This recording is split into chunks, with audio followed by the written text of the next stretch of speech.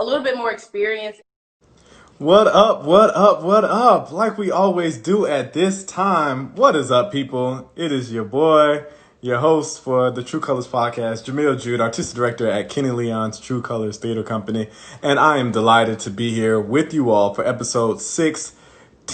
We got to do it on like multiple hands now. We'll flip it around, make sure that everybody's in there.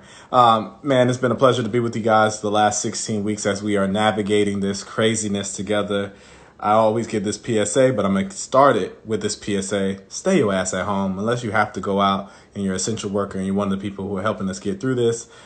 Please stay your behind at home. Help us get back to doing what we want to do. Also, another PSA, man, it's been a hotly debated topic today, and I want to get the opportunity just to address it at the beginning of this podcast before we introduce our guest, Brittany Inge, today. I am firmly a milk before cereal person. Come at me, bro.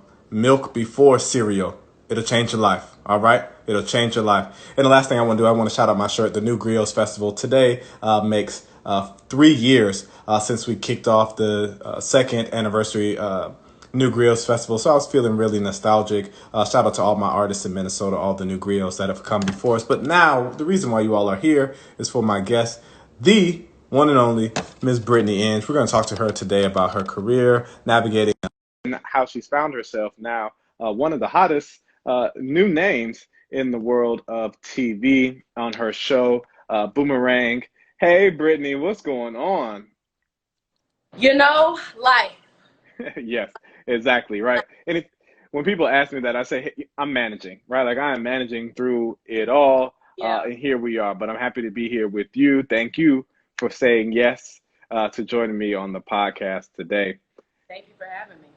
Always, always. Anytime we get a chance to talk to you is great. Let's just start at the beginning. Tell us where you're from and how you found yourself a student in Atlanta.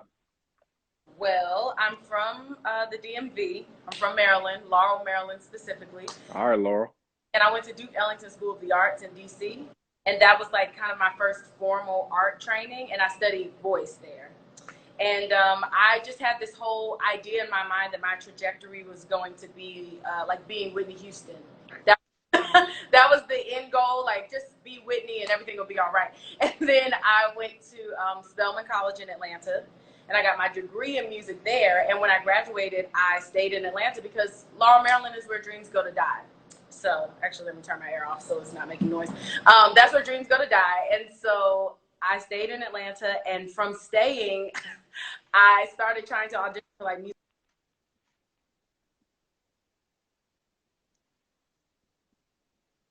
I started trying to audition at musical theaters, just trying to get some exposure, work as an artist, and I was bombing the auditions. Like I had the music part down, of, trying to be Whitney. I had the music part down, the acting part, not so much. And so I was like, what am I going to do to combat this problem?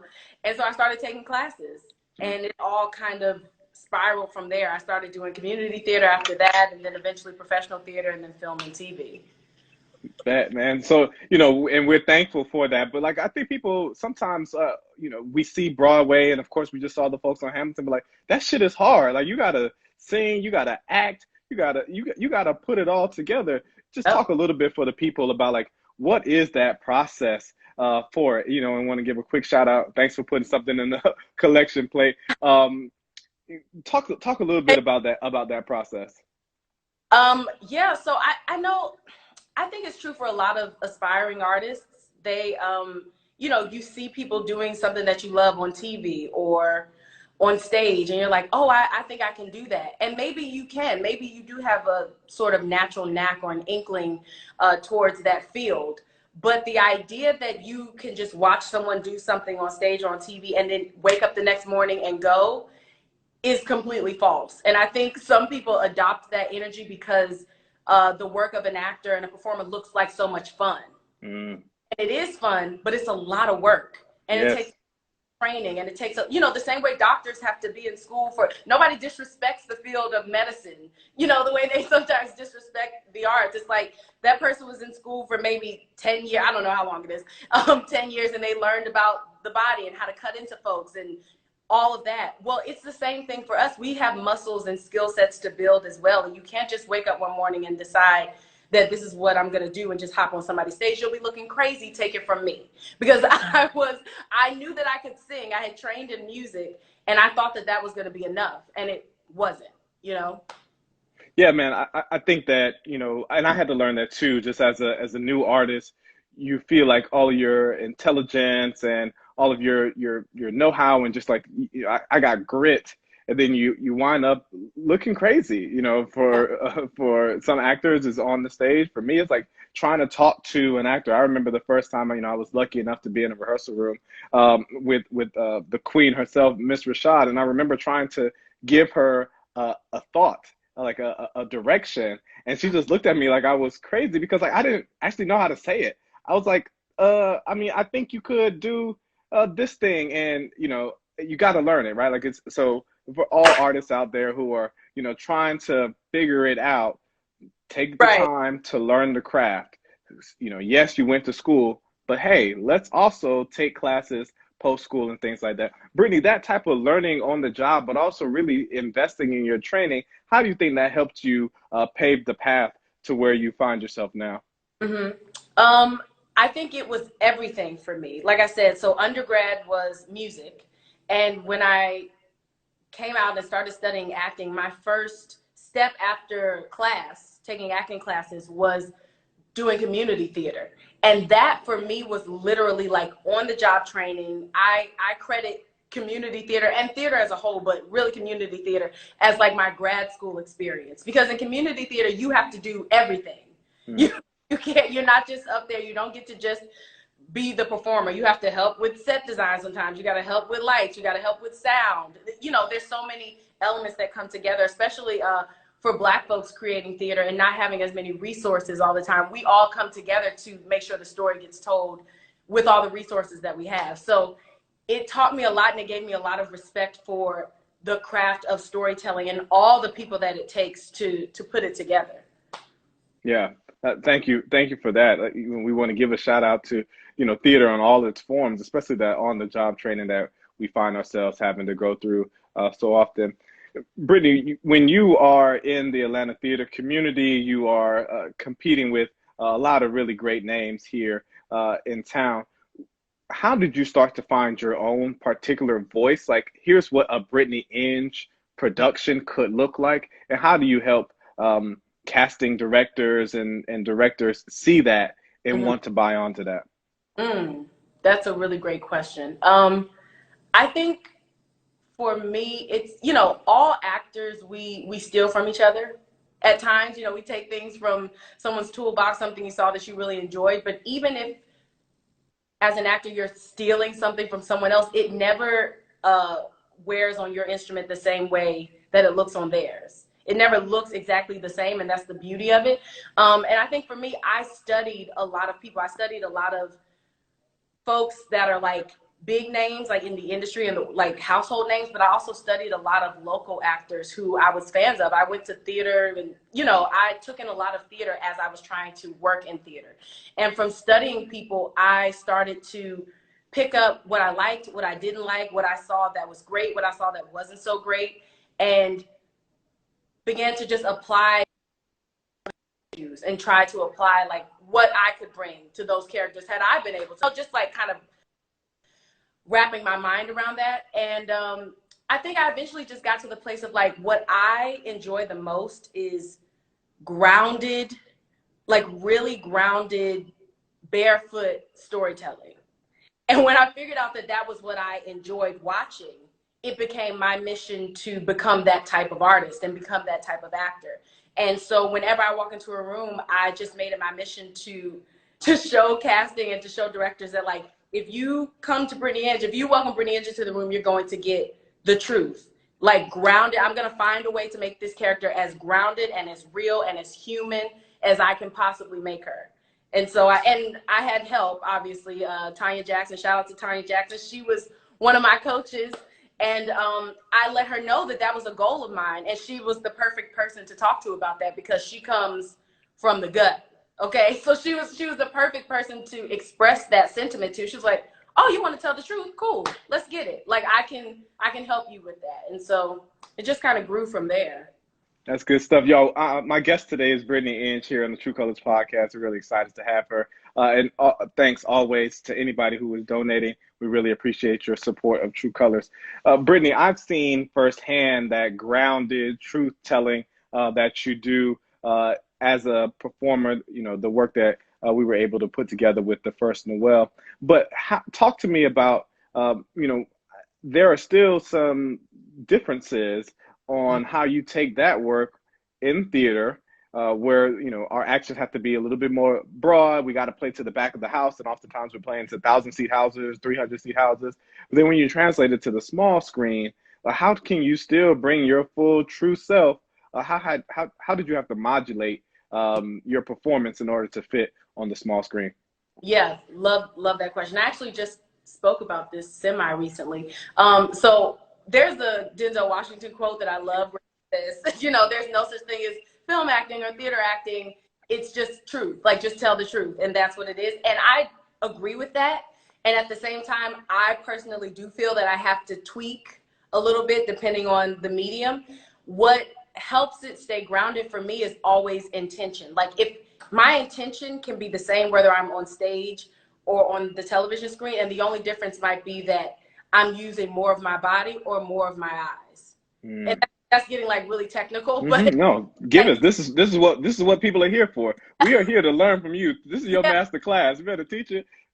And for me, it's literally that's like the intention is the same, the subtext is the same, the energy, the sense of urgency or lack of urgency, depending on the scene, is the same for me. All of the thoughts are the same. The thoughts of the character, all of it's the same. But what might be different is how much of those feelings or thoughts am I internalizing and keeping right here versus how much can I let it out and breathe because now I'm on stage, so it can come out of other parts of my instrument. And for me, that's it. So it helps simplify it because I'm able to still have my same process throughout most of the journey, whether it's television, film, or theater.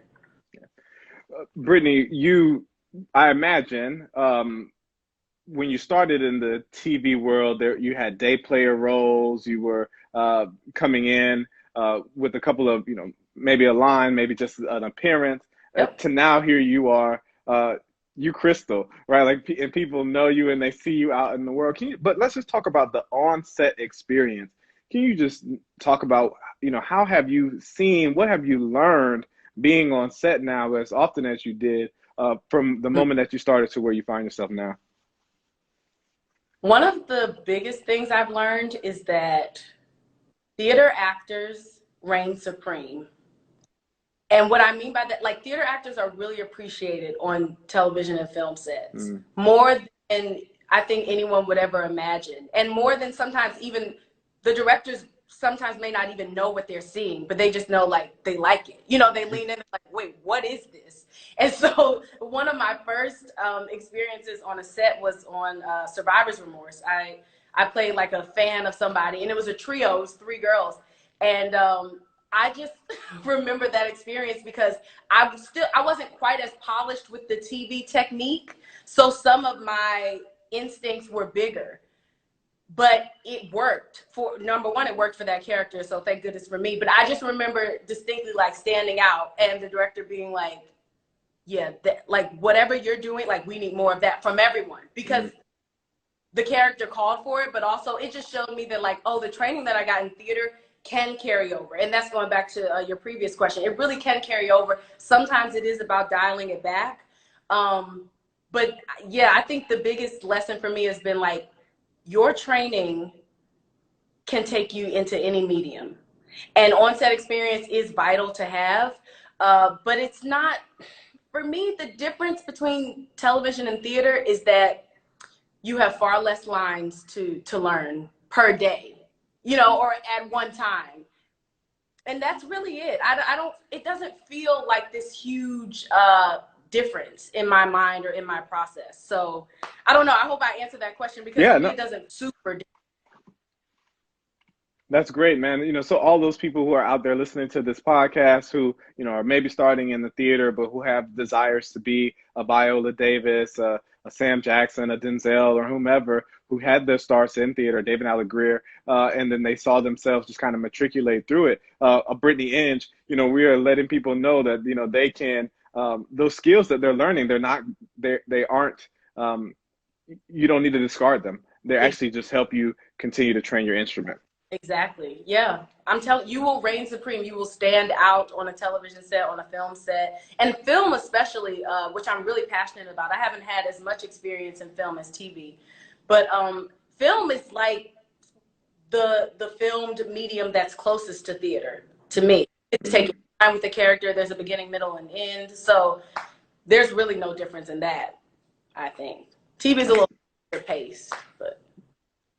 Y'all, we're talking to Brittany Inge today on the True Colors podcast. Brittany, I want to talk a little bit just about what are the dreams, man? So you're a girl growing up in Laurel, Maryland. Shout out to PG County, and then you find yourself, where you are. But what you dreamed of being Whitney, and now you're seeing yourself walking into some of those opportunities. What are the next dreams? Tell us where does Brittany want to go? Mm-hmm. So. I have so many dreams, so many goals. I love to write. I love to direct. I need a little bit more experience in both, but I have done both. And that's something I'm really passionate about doing and getting to, I don't want to say too much later in my career, but relatively soon. I'm still growing the acting part of it. And one of my biggest acting goals is to play like a real person. I want to play someone who has actually walked the face, whether they're still living or deceased. So I have big goals when it comes to that. Like Ida B. Wells, I am obsessed with her. I really want to play her. And I actually played her in a short film. And really, that kind of piqued my obsession. And now I'm like reading her autobiography. And I'm like, there needs to be a story done on her. She was brilliant. So stuff like that. And I've heard Oprah, that I should play Oprah. I really want to play also Sarah Bartman, who was the Hot and Tiny. It's just, I want to play real people. So that is a big goal of mine.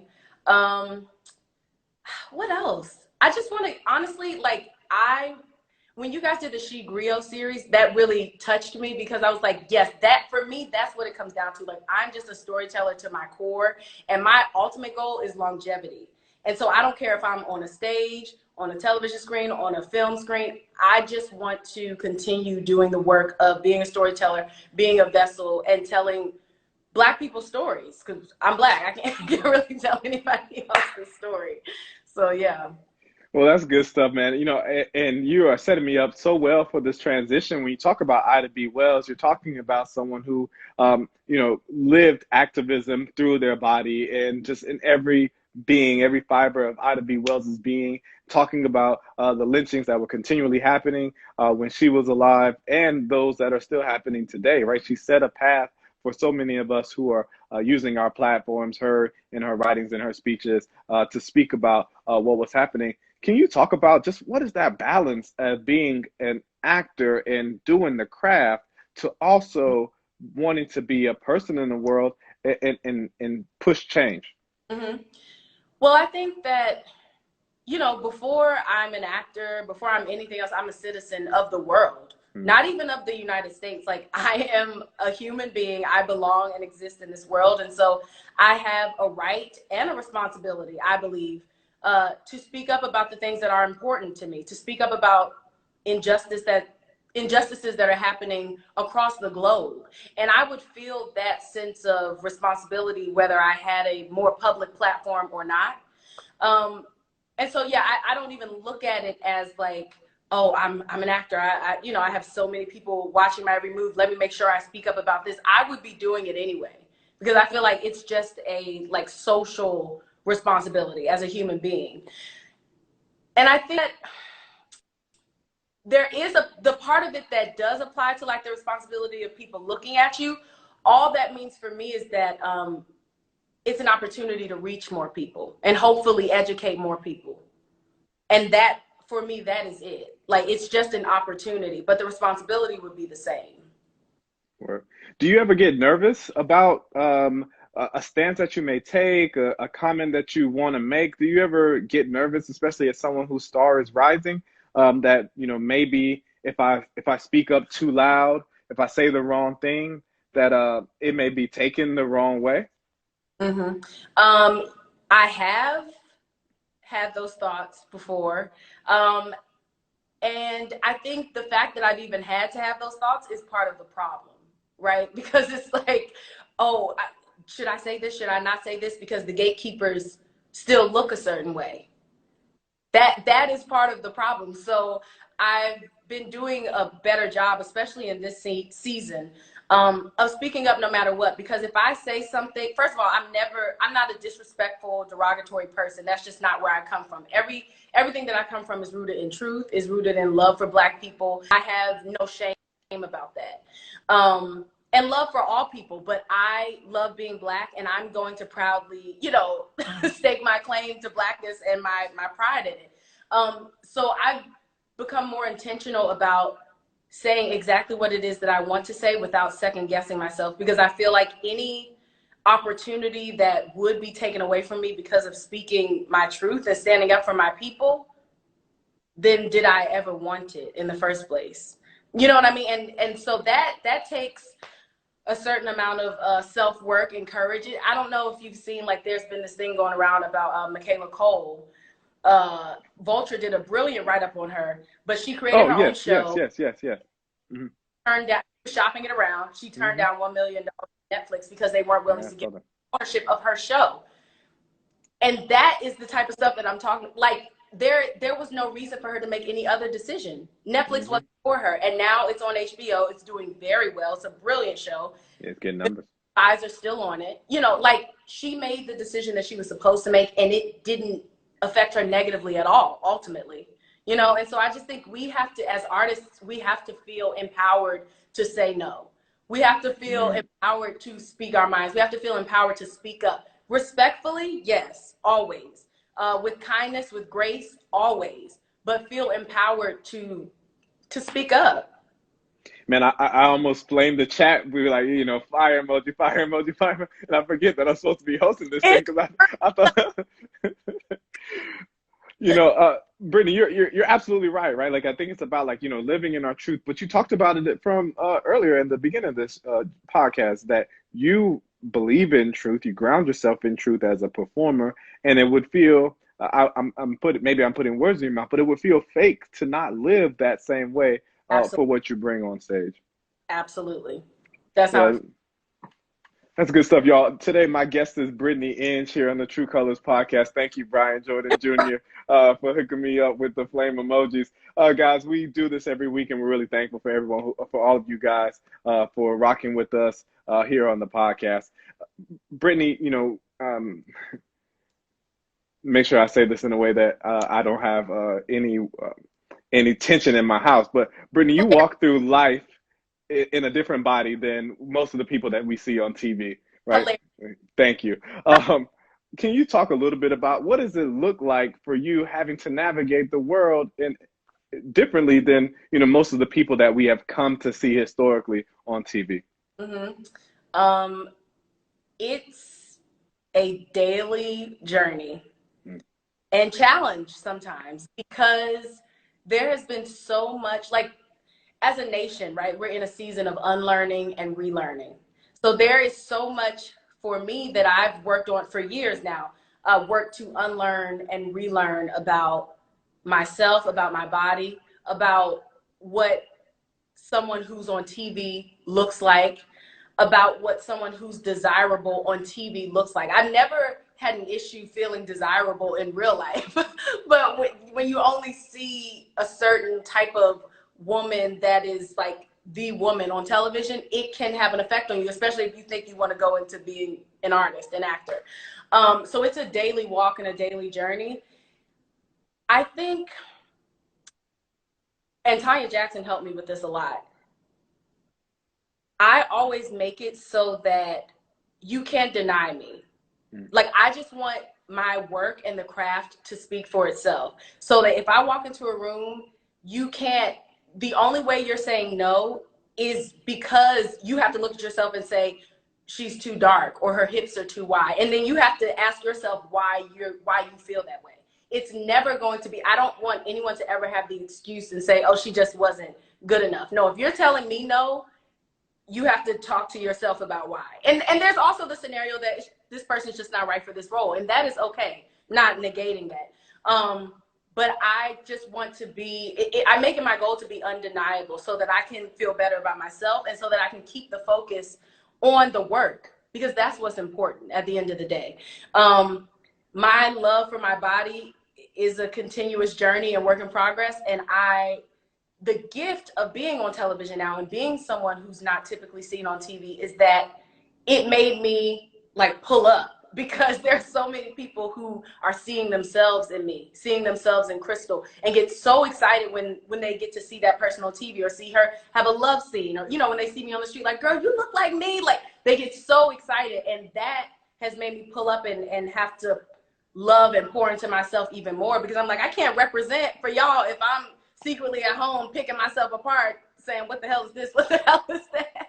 So I've had to really do a lot of mental and heart work to just accept who I am. And like I said, the unlearning, because so much of how we as Black people, and specifically Black women, I want to speak to Black women in this moment, so much of how we feel about our bodies as Black women and the negative feelings that we have towards ourselves and our bodies and our features is rooted in white supremacy. And so I'm not interested in putting whiteness on a pedestal in my life, in my mind, in my spirit.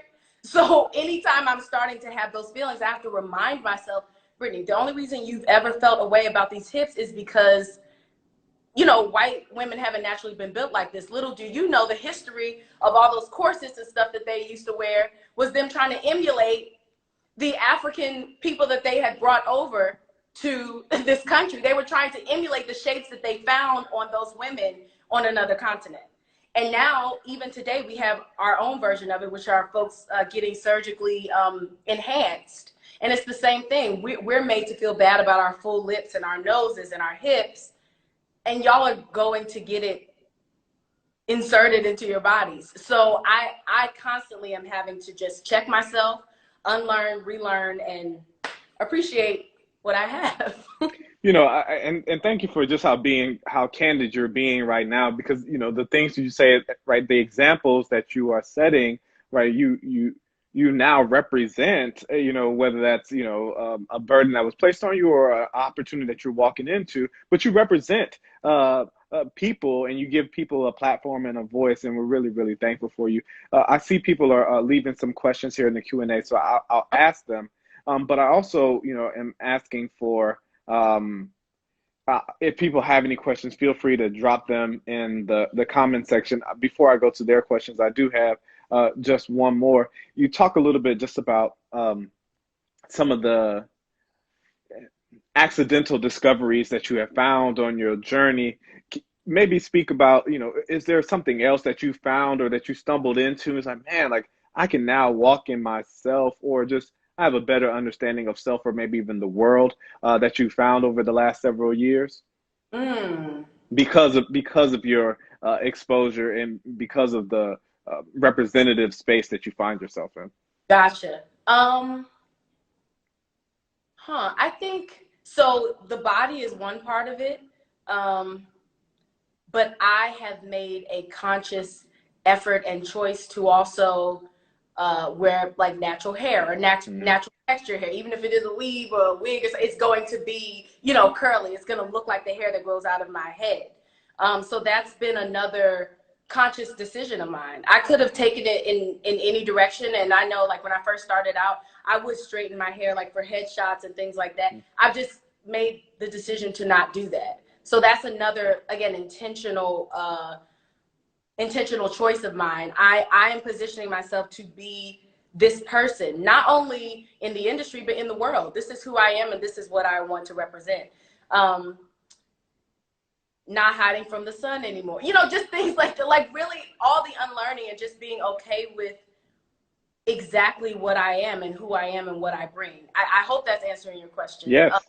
Yeah, I've just started to become even more intentional. everything I do is going to be rooted in Blackness, and I'm unapologetic about that. Even with my team, like folks who represent me, my agents right now, my main agent is a woman. She's brilliant. She's like young-ish. She's in her 30s. Which is young. Being in your 30s is young.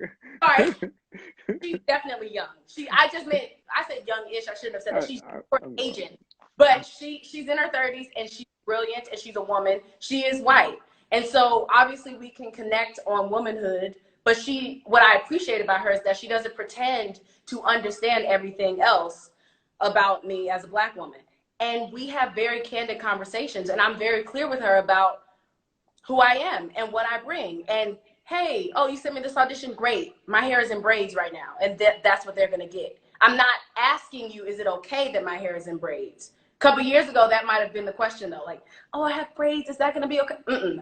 My hair is in braids right now. They're gonna get this high bun, and that, and she's like, oh, you look gorgeous. Like, she understands that this is what it is. And I just appreciate those types of transparent conversations and relationships as well that I don't think I've always been comfortable having with folks who aren't Black. So. Yeah. No, this is great. This is great. Brittany, we're talking about conversations. We're talking about finding ourselves, being in spaces where people are looking to us either as just proof that they can too do something, or also asking us to say, hey, like, can you help lead this thing forward, lead this charge forward? I know there's been a lot of conversations just here in the community that we share, the Atlanta theater community, just about what do we want the future to look like. I asked several of my guests last week who were part of Create and Idea to close their eyes and radically reinvent the Atlanta theater scene, and then tell me what they first see. I'm going to ask you give you the same opportunity, if you don't mind, just to close your eyes and dream with me and think about what does a radically reinvented Atlanta theater community look like? Ooh, I really have to close my eyes on that one because because again, there's just so much unlearning and regrouping that needs to be done. I think what it looks like ideally for me is the Atlanta theater community looking more like the Atlanta community at large. Mm. It's a very colorful community. It's obviously very Black, but also there are a lot of cultures inside of the Atlanta community at large. And I would love for the theater community to represent that. And I don't just mean on stage, I mean ownership. And I mean like the way the stories are centered. I would like more stories centered on Blackness and more stories centered on Latinx folks. And instead of just having to insert those people into stories that already exist that were originally created for white people. I would love for literally the landscape of the theater community to represent the world. So, we have True Colors Theater. True Colors Theater should not be the only Black theater in Atlanta. You know what I mean? The only premier. Sure. The only Black theater in Atlanta. Because I know that it's not, and kudos to all the Black theaters that are doing their part and trying to build, but that's the other thing. There's a lack of resources for our folks. And that even applies to you guys, and you guys are a premier theater company. And it's like, that is a discrepancy that needs to definitely be flipped around and turned on its head, because it's unacceptable, and it's doing a disservice to the community and the community of artists and the community that we serve. Does that make sense? Yeah. Yeah, and so I just think that, my dream would be for ownership and equity and the storytelling to be centered around the narratives of the folks that actually exist in the Atlanta community at large. Yeah, I think one thing we've been going back and forth about over the last several months here in Atlanta is that New York Times article that said that, Black people make up 54% of the population here in the city, and but we only make up 12% of the plays. The plays written by people, Black people, and those numbers are even more appalling for Latinx and for Indigenous and Asian American artists here in our community. So you're absolutely right that we need more investment not just financial investment. So shout out to everybody who donates, and does the great stuff for True Colors, but also, that just the storytelling investment to invest in the stories that we're giving, enrich us through the power of storytelling, because that's what we say we believe in. For those of us who say that we believe in this as an art form. Yes. Before I let you go, I want to take you out on two different questions. Our next season, which starts on the 1st of August, is about joy and pain. And it's about celebrating joy while navigating pain. There was an episode where I started singing the song, and I've been told that I shouldn't do that anymore. I won't do that, especially with a talented vocalist like you on here. But can you just talk a little bit about, like, what are the ways in which you are celebrating joy through this? We're in a painful, try not to curse, we're in a painful moment right here. So what are the things that you're doing to find joy? Well, I try to really take the idea of self-care, which has become a buzzword. I try to take the idea of it seriously and really do something for myself every day, and recognize also that self-care doesn't always look like fun. Like sometimes self-care is working out. That's usually what my self-care is for the day. And I don't always enjoy working out, but it is a form of self-care that benefits me in multiple ways. Number one, even though it's not fun, I feel great afterwards. Like I feel joyful afterwards. It's keeping me healthy, literally, because we got 2 pandemics going on. Okay, so it's keeping my immune system boosted. And it's keeping, again, my journey with my love for my body and body positivity. It's also working that. So that is a big self-care ritual for me that just keeps my mind right, my spirit up. And I also think that I have been really intentional about laughing every day, no matter what is happening, because that's the thing. We have to remember, like, as much as there's a revolution that's taking place and that needs to happen, and we have so much work to do, we also need to be fueled up for that fight. And that includes keeping our spirits up to a certain level. Like, stay informed, but also you need to be able to experience joy because you're still here. And the idea of us just drudging along is what some people want. And so the act of Black joy is revolutionary. We have so much that we could be downtrodden about. So every time you turn your lips up into, or you fix your face to cackle, that is revolution. Because there for so many reasons, we should not be laughing, we should not be smiling, we should not be feeling as free as we often do inside of our bodies and our communal spaces. So I'm just very intentional about keeping my community around me and laughing a lot. Yeah, we both share a friend and colleague, and Brian Jordan Jr., and he wrote that song, Black Boy Joy, a year ago, and I think about that often, and just how revolutionary. Shout out to Ashanti, who's saying revolutionary joy here in the comment section. That's really great. So the last question, you mentioned it earlier. This season, our 17th anniversary season, we've been celebrating Black women storytellers here at True Colors. Our She Griots, we've been giving them a lot of love. We've been loving on them. Here's an opportunity. Please shout out the She Griots in your life. Who are the Black women and the Black women storytellers who have meant a lot to you in your journey? Oh man, so many. Actually, the first She Griot that I have to shout out is my mother. She's not an actor or artist by Be trade. diva mom.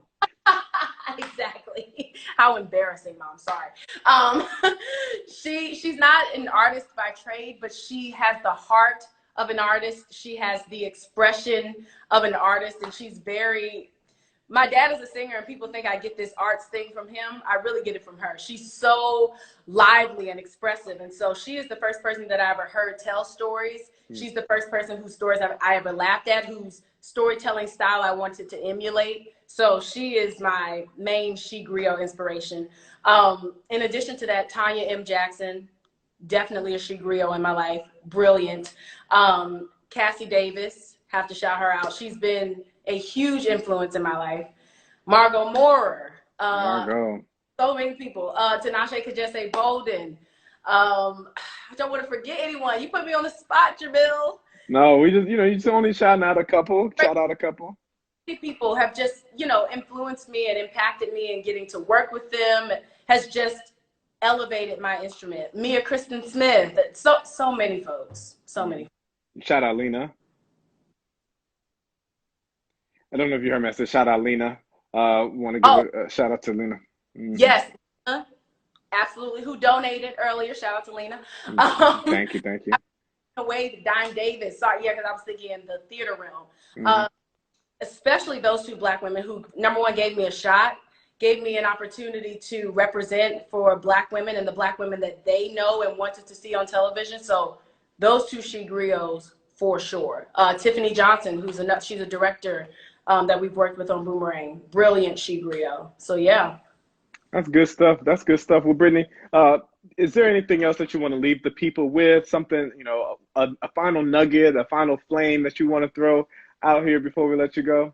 Well, I always get a lot of questions about being an actor, and especially from young Black women. How do I get started, or how do I do this or that? And I always say these same things. Number one, you have to be willing to invest in yourself. You can't expect anyone else to invest in you if you're not willing to invest in yourself. So that is the biggest one for me. And I get it, not everybody has. Invest isn't just money, but speaking about money, not everyone has a lot to work with, but you have to be willing to save, be willing to make the sacrifices, figure it out, plan, and execute. So that's a big one for me. And my other big thing is knowing the business of the entertainment industry is very important. And knowing the business will get you in the room, but knowing the craft will keep you there. So I always tell people that it's really important that you work and hone both those muscles. A lot of times in the collegiate world, when you're learning about acting, you're only being taught technique. Colleges don't always do a great job. And this goes for music programs too. I know, because I went through a music program. They don't always do a great job of teaching young people who want to become artists, teaching them about the business of the industry. And so it's important that you do some of that work and research on your own. We have the world at our fingertips. And as much craft as you know, that's as much business as you need to know as well, because you really can't have one without the other, not to really progress the way that you want to. So knowing the business will get you in the room, knowing the craft will keep you there. And I told you, I knew that there was one more gem that you had in there, and we had to get that out there for the people before we let you go. Guys, thank you. Today, my guest has been Brittany Inge. You guys have seen her on stage, and holler if you hear me. You've seen her on stage here for the First Noel and around many shows here in the Atlanta area, but you definitely are seeing her on TV in BET's Boomerang. She's playing an amazing role in Crystal, and she's finding bays out in Paris and stuff like that. She's doing her thing, y'all. I'm so happy to be able to call you a friend, Brittany. Thank you for spending a little time with us here on the podcast. Thank you for having me. This was so great. Loved your questions. Go ahead, Black man. All right, see you later. All right, bye. Guys, thank you so very much, man. It was a lot of fun chatting with Brittany. I hope you guys enjoyed it as much as I do. Sometimes, I get a little carried away with the interviews, because I often feel like, I'm just in my living room chatting with my good friends. But we want to make sure that we're trying to make sure that we are keeping engaged. We are keeping things popping, and you guys have good content to check in with here as we are in the middle of quarantine. Again, shout out to the New Griots Festival. Shout out to Josh Wilder, my co-founder of the festival. Shout out to all the new griots that have come through the program. Y'all, again, before I leave, I just want an opportunity to talk about something that is so vitally important right here in this moment. Pour your milk first and then add your cereal. I'm telling you, it'll change your life. I was definitely a cereal first and milk second, but now I'm a convert. I've changed my opinion. You got to put the milk in the bowl first and then add your cereal. Thank me later. All right. Y'all, again, thanks for listening to episode 16. We do this every Thursday. Come back. Check us out next Thursday. I will have as a guest Miss Nicole Brewer. She is working in anti-racist theater. She and I are going to be delivering a speech in front of ATHA. And we're really excited just to kind of talk about how do you build an anti-racist theater, especially in these moments when we're talking about radically reinventing our theatrical communities. So check us out next week. We'll be back here. Thank you all very much. Have a good rest of your day. Peace.